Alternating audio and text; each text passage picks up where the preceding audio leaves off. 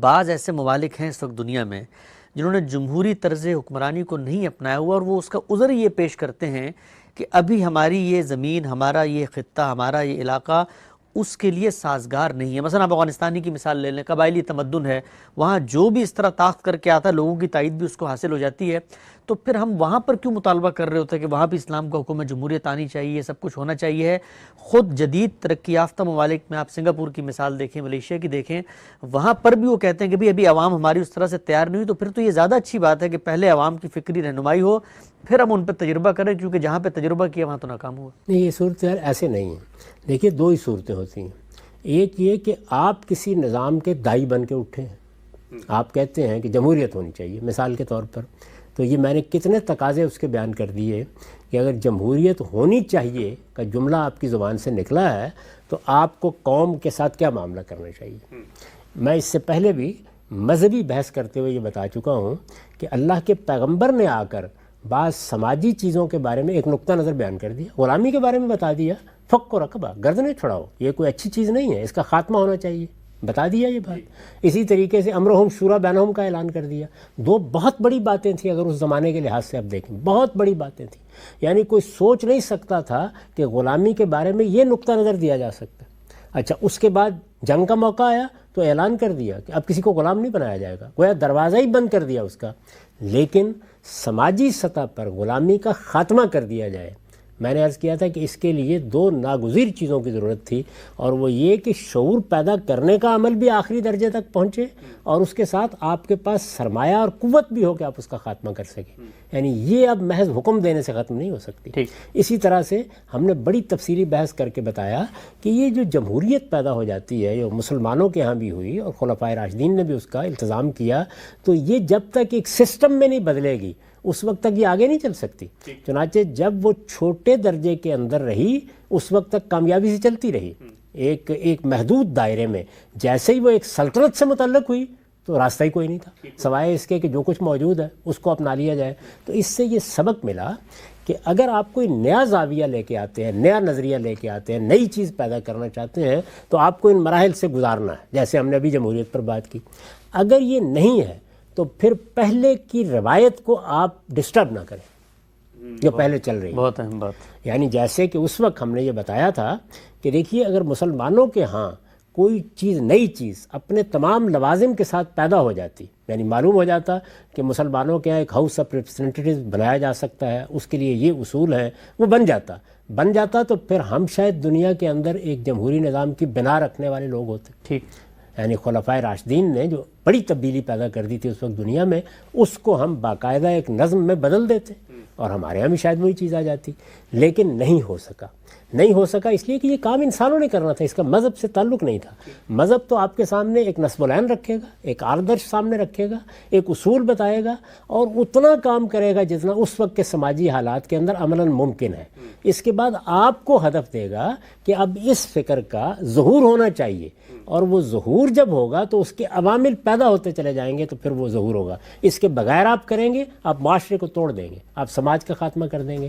تو جس جگہ پہ آپ کوئی نئی چیز پیدا کرنے قابل نہیں، پھر پہلے کی کوئی روایت ہے اس کو لے کے چلیے اس کے بارے میں۔ تو یہ جن ملکوں کی آپ نے بات کی ہے، وہاں اصل میں پہلے سے کچھ نظام چل رہے تھے۔ مثال کے طور پر خلیج کے ملکوں میں امارات قائم ہیں، پرانے زمانے کے امراء تھے جو اسی طریقے سے اپنے قبیلوں پر حکومت کر رہے تھے۔ بتدریج وہ ایک جدید ریاست میں تبدیل ہوتے چلے گئے، ماضی رکھتے ہیں۔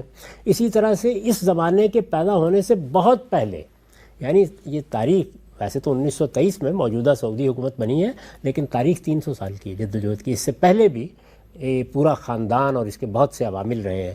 تو ایک پوری تاریخ ہے پیچھے جس کے تحت ان کے ہاں ایک حکومت پیدا ہوئی ہے، اور اس وقت ہوئی ہے کہ جب یہ جو اقدار ہیں جن پر ہم بات کر رہے ہیں، یہ جو نئے نظریات ہیں، یہ ابھی اس درجے تک نہیں پہنچے تھے۔ اچھا، ملیشیا میں یہ آپ کو معلوم ہے کہ وہاں پرانی بادشاہت ہیں، اسی طریقے سے چلی آ رہی ہیں، انہی کا ایک نظم ہے جس کی کنٹینیوٹی کو انہوں نے برقرار رکھا ہے۔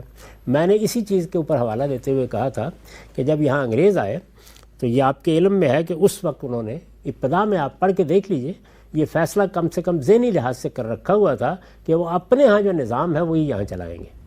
یعنی اگر یہاں پر مغلوں کی حکومت موجود ہے تو وہ مغلوں کی اس حکومت کو ہی ایک ریاست کے سربراہ کی حیثیت سے مانے رہیں گے. ظاہر محدود کر دیا تھا انہوں نے. اگر بادشاہ سلامت جو تھے، جس طرح انگلستان کی بادشاہت جو ہے وہ اپنے محل تک محدود ہے اثر کے لحاظ سے، اسی طرح کر دی تھی انہوں نے. لیکن وہ بغاوت ہو گئی، یا ہمارے ہاں کے تعبیر کے مطابق جنگ آزادی چھڑ گئی. اس کے نتیجے میں پھر انہوں نے بہادر شاہ ظفر کو باقاعدہ سزا دی اور یہاں سے بھیج دیا اور حکومت کا خاتمہ کر دیا. تو روایت ختم ہو گئی. روایت تھی نا چلی 300 سال 350 سال کی بادشاہت تھی، وہ چلی آ رہی تھی. اس میں اگر یہ روایت چلتی رہتی، جس طرح کے ملیشیا میں بھی ان کی حکومت تو قائم ہو گئی تھی، ملیشیا پر بھی قبضہ ہو گیا تھا، لیکن وہاں پر بادشاہتیں ختم نہیں ہوئیں. اور نہیں ختم ہوئیں تو ان کی اس کنٹینیوٹی سے یا ان کے اس تسلسل سے فائدہ اٹھا کر ایک نظام بنانا ممکن ہو گیا. تو اس لیے یہ ضروری ہے کہ پھر وہاں پہلے سے کوئی روایت موجود ہو. اس روایت ہی میں آپ یہ کام کر سکتے ہیں. اب میں ایک بات کروں گا، شاید آپ کو گراں گزرے. یہاں کیا روایت موجود تھی؟ یہاں یہ روایت موجود تھی کہ ملکہ برطانیہ حکومت کر رہی تھی، یا برطانیہ کا بادشاہ حکومت کر رہا تھا.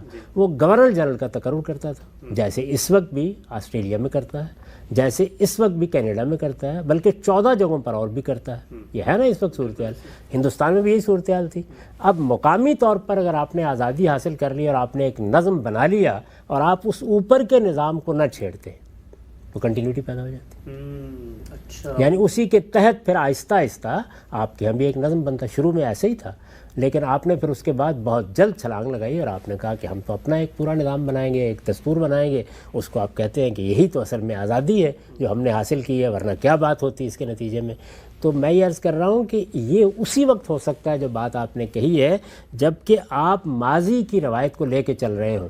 کبھی غور کیجئے اس بات کے اوپر کہ جو یورپ کی حکومتیں ہیں، اس وقت بھی بادشاہتیں 12-14 سے زیادہ ممالک میں ہیں، یہ کیوں قائم رکھی گئی ہیں؟ یہ وہی چیز ہے کہ سیاست اور ریاست کے معاملات ایک خاص طرح کا ثقافتی، تہذیبی اور تاریخی تسلسل چاہتے ہیں. یہ جو ہے یہ انسان کی فطرت کو متعلق کرتا ہے. اس کے زیر سایہ آپ اس کو پیدا کرنا شروع کر دیتے ہیں.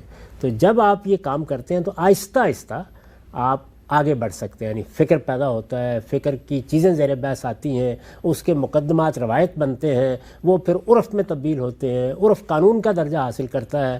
تو یہ عمل فطری طریقے سے ہوتا ہے. یہ وہیں ہوتا ہے جہاں آپ ماضی کو لے کے چل رہے ہو.